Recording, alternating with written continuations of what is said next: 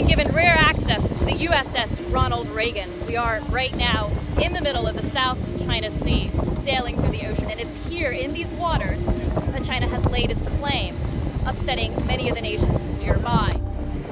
The US, UK, and others, however, say that these are international waters and have made that clear, and it's warships like this one that we're on now